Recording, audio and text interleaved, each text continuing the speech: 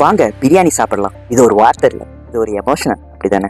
எங்க பார்த்தாலும் பிரியாணி. பிரியாணி கடை இல்லாத ஏரியா, பிரியாணி குக்கிங் இல்லாத யூடியூப் சேனல் கிடையாது. முதல்லாம் சாப்பிட வாங்க அப்படின்னு சொல்லி கூப்பிடுவாங்க. ஆனா இப்போ பிரியாணி சாப்பிட போலாமா, பிரியாணி சாப்பிட இந்த இடத்துக்கு போலாமா, பிரியாணி சாப்பிட ஃபேமஸான ஒரு கடை இருக்கு அந்த இடத்துக்கு போலாமா, இப்படிதான் கேட்கறாங்க. ஆனா என்னைக்கா யோசிச்சு பார்த்திருக்கீங்களா, பிரியாணி எங்க இருந்து வந்து, பிரியாணி எந்த இடத்துல உருவாச்சு, அது எப்படி இந்தியாவுக்கு வந்துச்சு அப்படிங்கிறத நீங்க யாராவது யோசிச்சு பார்த்திருக்கீங்களா? இந்த வீடியோ அதுக்கான பதிவு தான். வாங்க போய் பார்க்கலாம் பிரியாணி எங்க இருந்து வந்துச்சு, என்னென்ன டைப்ல பிரியாணி இருக்கு, எப்படிலாம் ரெடி பண்றாங்க அப்படிங்கறத நம்ம இந்த வீடியோல பார்க்க போறோம். ஸோ வீடியோவை சப்ஸ்கிரைப் பண்ணாதவங்க எல்லாம் சப்ஸ்கிரைப் பண்ணிக்கோங்க, பெல் ஐக்கானை கிளிக் பண்ணிக்கோங்க, உங்க ஃப்ரெண்ட்ஸுக்கு தவறாம ஷேர் பண்ணுங்க. வாங்க போகலாம். Welcome to reading history.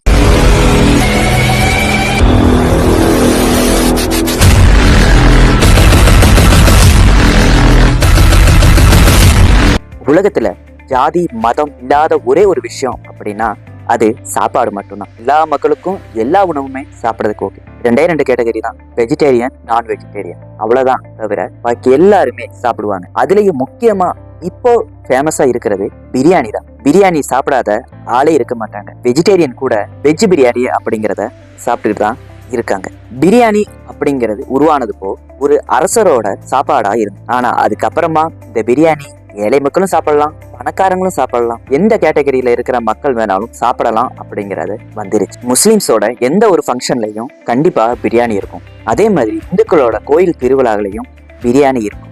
அதே மாதிரி தான் கிறிஸ்டியன்ஸோட எந்த ஒரு ஃபங்க்ஷன்லையும் பிரியாணி கண்டிப்பா இருக்கும். கல்யாண வீடுனாலும் அங்க பிரியாணி இருக்கும். ஃப்ரெண்ட்ஸ் எல்லாம் ஒண்ணு சேர இடமா இருந்தாலும் அவங்க போய் சாப்பிட்றது பிரியாணியா தான் இருக்கும். இப்படி பிரியாணியை பத்தி நம்ம ரொம்ப பேசிக்கிட்டே போகலாம். ஏன்னா பிரியாணிங்கிறது ஒரு வார்த்தை இல்லை, அது ஒரு எமோஷன். நம்ம பல பேரு சிந்திக்கிற ஒரு விஷயம், பிரியாணி உணவுங்கிறது இந்தியாவில் உள்ளது தான் அப்படின்னு நினைச்சிட்டு இருக்கோம். ஆனா பிரியாணி இந்தியாவோடது இல்ல. பிரியாணி உருவான இடம் பெர்சியா, அதாவது இன்னைக்கு ஈரான் அப்படின்னு சொல்றோம்ல, அந்த இடத்துல தான் பிரியாணி உருவாகிருக்கு. அன்னைக்கு அந்த பிரியாணி ஒரு அரசர் மட்டுமே, அதாவது அவங்களோட அரண்மனையில சமைக்கக்கூடிய ஒரு உணவு தான் பிரியாணி. பிரியாணி அப்படிங்கிற மொழி பாரசீக மொழியில இருந்து தான் வந்துச்சு. பிரியான் அப்படின்னா வறுக்கப்பட்டதுன்னு அர்த்தம், பிரிஞ்சு அப்படின்னா அரிசின்னு அர்த்தம். அப்போ இந்த அரிசியும் இறைச்சியும் அது கூட சேர்க்கக்கூடிய மசாலாவும் இது எல்லாம் சேர்ந்து வரக்கூடிய ஒரு மனமும், இந்த மூணுமே சேர்ந்ததுதான் ஒரு பிரியாணி அப்படிங்கிறது தான் இதோட சரித்திரம். அப்போ இந்த பிரியாணி எப்படி இந்தியாவுக்குள்ள வந்துச்சு அப்படிங்கிறத நம்ம பார்க்கணும். அது பாபர் ஹுமாயூன் அக்பர்னு அவர் இந்தியா மேல படையெடுத்து வந்தாரு. அப்போ அவர் கூட சேர்ந்து நுழைஞ்சதுதான் இந்த பிரியாணி. ஆனா ஃபர்ஸ்ட் இதுக்கு பேரு பிரியாணி கிடையாது, பெர்சியன் புலாவ் அப்படின்னு சொல்லி தான் இதுக்கோட பேரு. புலாவ் அப்படிங்கிறதும் பிரியாணி வகையோட சேர்ந்ததுதான். ஆனா இப்பவும் நிறைய ரெஸ்டாரண்ட்ல புலாவ் அப்படிங்கிற ஒரு டிஷ்ஷே தனியா இருந்துகிட்டு தான் இருக்கு. சரி வாங்க இதுக்குள்ள வரலாறு அப்படியே கண்டினியூ பண்ணலாம். இந்த புலாவ், அதாவது பெர்சியன் புலாவ், இந்தியா மண்ணோட வாசமும் நம்ம ஊரு மசாலாவும் நம்ம ஊரோட அரிசியும் ஒண்ணு சேர்ந்தப்போ அது பேரு புலாவ்ல இருந்து மாறி கம்பீரமான பிரியாணியா உருவெடுத்துருச்சு. அப்போ இந்த பிரியாணிங்கிற பேரு நம்ம நாட்டுல தான் உருவாச்சு. ஆனா இதோட ரெசிபி நம்ம நாட்டுல கிடையாது, இது பெர்சியா நாட்டுக்கு சொந்தமான ஒரு ரெசிபி. முகலாய மன்னர் படையெடுத்து வந்த டைம்ல அவங்களோட படை வீரர்கள் எல்லாருமே ரொம்பவும் சோர்வா இருக்கிறத பார்த்தாங்க. அப்போ இவங்களுக்கு நல்ல சத்தான உணவு கொடுக்கணும் அப்படின்னு சொல்லி நினைக்கும் போது சோறு தனியா அதுக்கு குழம்பு தனியா கொடுத்து அவங்கள கஷ்டப்படுத்த விரும்பல. அப்போ இவங்களுக்கு சத்தான உணவு கொடுக்கணும் அப்படின்னு சொல்லி அப்போ அரசி மும்தாஜ் மகால் அவங்க தான் இதை உருவாக்குனாங்க. அரிசி, அது கூட இறைச்சி, அது கூட நெய், அதுக்கப்புறமா அதுக்கு தேவையான மசாலா ஐட்டம்ஸ், இது எல்லாத்தையுமே சேர்த்து அதை ஒரு பெரிய ஒரு பானையில அடைச்சி வச்சு அதனுடைய காத்து வெளியில போக முடியாத அளவுக்கு அதை தம் போட்டு, அதாவது நம்ம இப்ப சொல்றது தம், அப்போ அதை காத்து போகாத அளவுக்கு மூடி வச்சு அதை சமைச்சாங்க. அப்போ இந்த காத்து வெளியில போகாது, இதோட ஹீட்டு எல்லாமே உள்ள இருந்து வெந்து, அதுவும் மிதமான சூட்டுல வெந்து வரக்கூடியதான் பிரியாணி.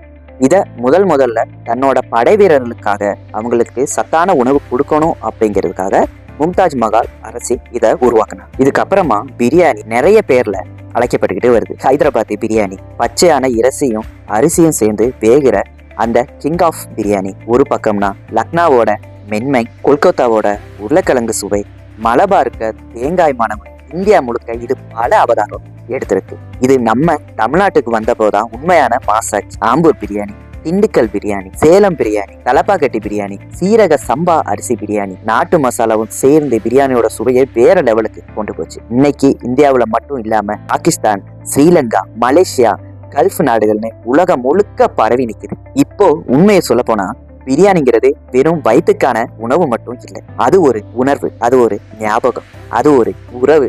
சந்தோஷமா இருந்தாலும் துக்கமா இருந்தாலும் இன்னைக்கு நம்ம எல்லாருக்கும் இருக்கிற ஒரே பதில் பிரியாணி தான். பிரியாணிங்கிறது ஒரு டிஷ் கிடையாது, அது ஒரு மதம் கிடையாது, அது ஒரு நாடு கிடையாது, அது ஒரு பேரரசு. 100 வருஷங்கள் 100 கலாச்சாரம் கடந்தும் இன்னைக்கும் மாறாத ஒரே பெயர்னா அது பிரியாணி மட்டும்தான். ஸோ நான் இப்போ கிளம்புறேன்.